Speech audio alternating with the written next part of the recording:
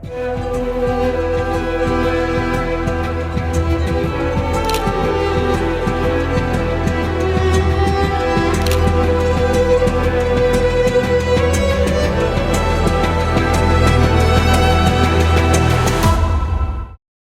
Presiden sudah berkomunikasi dengan Presiden Trump pada saat beliau melawat ke luar negeri, dan beliau sudah menyampaikan juga bahwa sudah bernegosiasi dengan Presiden Trump terkait dengan tarif yang dikenakan terhadap Indonesia yang awalnya 32%, menurut Bapak Presiden berhasil diturunkan menjadi 19%. 19% dari 32%, bahkan tadinya dikhawatirkan bahwa Presiden Trump akan menambah 10% lagi karena kita merupakan anggota dari BRICS. Dari sisi 32 ditambah 10, 42%, kemudian turun menjadi 19%, tentu ini suatu keberhasilan.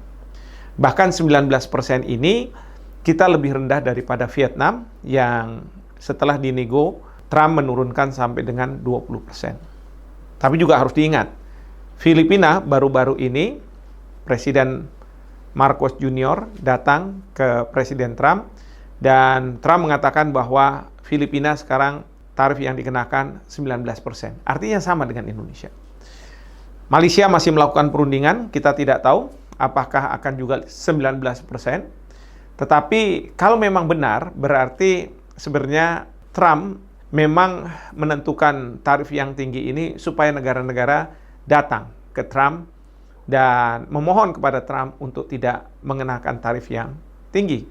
Dan Trump akan mengatakan, "Now you know who is the boss." Sekarang kamu tahu siapa bosnya. Dalam kaitan dengan persaingan antara Amerika Serikat dengan China, di mana mau tidak mau banyak negara akan datang ke Amerika Serikat untuk bernegosiasi. Namun demikian, turunnya 19% ini bukannya tanpa konsesi. Konsesi yang diberikan adalah Indonesia akan membebaskan tarif barang-barang yang masuk ke Amerika Serikat. Jadi 0%. Belum lagi Indonesia akan membeli energi sampai dengan 15 miliar US dollar, bahkan juga produk pertanian sampai dengan 4,5 miliar dolar Amerika Serikat. Ditambah lagi, Indonesia akan membeli 50 Boeing 777 dari Amerika Serikat. Banyak yang memperdebatkan apakah ini suatu kemenangan bagi Indonesia. Sementara Presiden Trump selalu mengatakan, kami menang dalam bernegosiasi dengan pihak Indonesia. Kita tentu harus melihat bahwa kalau misalnya memang 0% barang-barang dari Amerika Serikat masuk ke Indonesia, itu berarti bahwa ada produk-produk misalnya pertanian yang datang dari Amerika, di mana petani-petani kita harus berkompetisi. Oleh karena itu, pemerintah harus memberikan berbagai kemudahan bagi petani kita. Karena bila tidak, nanti petani kita tidak mampu bersaing, mati, sehingga apa? Swasembada pangan itu tidak akan terjadi. Saya selalu mengatakan, kita terima apa yang sudah disetujui oleh Bapak Presiden dengan Presiden Trump, tetapi harus ada penguatan di dalam negeri. Tidak boleh lagi pelaku-pelaku usaha di Indonesia dipungli atau preman-preman beredar. Pemerintah harus tegas, beri iklim investasi yang baik bagi para pelaku usaha di Indonesia, sehingga mereka bisa lebih efisien. Yang kedua, saya katakan bahwa apa yang sudah disepakati oleh Bapak Presiden dengan Presiden Trump harus diterjemahkan ke dalam perjanjian antar negara. Kenapa? Kalau tidak diterjemahkan dalam bentuk perjanjian antar negara, maka negara-negara lain anggota WTO akan mengatakan, kamu Indonesia sudah meratifikasi WTO agreement, di mana salah satunya terhadap barang, perdagangan barang, itu menentukan bahwa Indonesia kalau memberikan keistimewaan kepada suatu negara, maka keistimewaan yang sama harus diberikan kepada semua negara. Ya, kecuali ada perjanjian. Ini yang disebut sebagai prinsip most favored nations.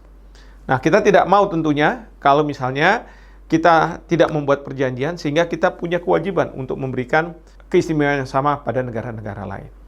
Tapi bukannya tidak mungkin bahwa negara-negara lain, terutama Cina, mungkin Jepang, bahkan Uni Eropa, akan datang ke Indonesia, minta supaya diperlakukan juga yang sama, berdasarkan perjanjian. Nah, ini pemerintah harus mengantisipasi permasalahan ini. Bahkan saya dengar juga berita bahwa Trump mengatakan bahwa sekarang Indonesia bisa mengekspor nikel. Nah, pertanyaannya apakah dengan membangun smelter atau tidak pelaku usaha dari Amerika Serikat? Karena kalau tidak, Uni Eropa akan marah. Karena mereka merasa bahwa saya diwajibkan untuk berinvestasi di Indonesia. Konsep hilirisasi. Nah, ini juga harus diperhatikan oleh pemerintah. Belum lagi, kita berharap bahwa barang yang masuk ke Amerika Serikat ini jangan barang-barang yang dikonsumsi oleh kelas menengah ke atas. Seperti misalnya mobil, sepeda motor. Nanti yang kita khawatirkan adalah mobil Ford Mustang, ya, yang sangat diinginkan oleh para orang-orang kaya di Indonesia, katakanlah begitu, masuk ke Indonesia tanpa ada pengenaan tarif. Artinya apa? Mungkin beli mobil Kijang Innova akan sama harganya dengan mobil Ford Mustang atau sepeda motor, ya kan? Yang sekarang ini harganya sangat mahal, bahkan orang mengatakan membeli satu Harley di Indonesia sama dengan membeli 3 Harley di Amerika Serikat karena tarif yang dikenakan mahal. Tapi bukan tidak ada alasan pengenaan tarif itu tinggi, karena kita ingin perusahaan-perusahaan itu mau datang ke Indonesia, berinvestasi di Indonesia, membuka lapangan pekerjaan. Tapi kalau misalnya ini 0%, berarti barang-barang ini akan dikonsumsi oleh rakyat kita Indonesia, tapi tidak membuka lapangan pekerjaan. Nah, jadi saya katakan, masing-masing negara boleh mengatakan sayalah menang, tetapi yang penting adalah bagaimana ke depannya neraca perdagangan antar kedua negara. Kalau ternyata neraca perdagangan antar kedua negara kita menjadi defisit, ya tentu ini semua kita rugi. Tapi kalau bertambah surplus dan kemudian tanda kutip pemerintah tidak mengenakan tarif terhadap produk-produk dari Amerika Serikat karena 0% yang diminta oleh Trump, tetapi menghambat dalam bentuk non-tarif. Misalnya saja, Ford Mustang boleh masuk, tetapi misalnya knalpotnya harus sesuai dengan SNI, Standar Nasional Indonesia.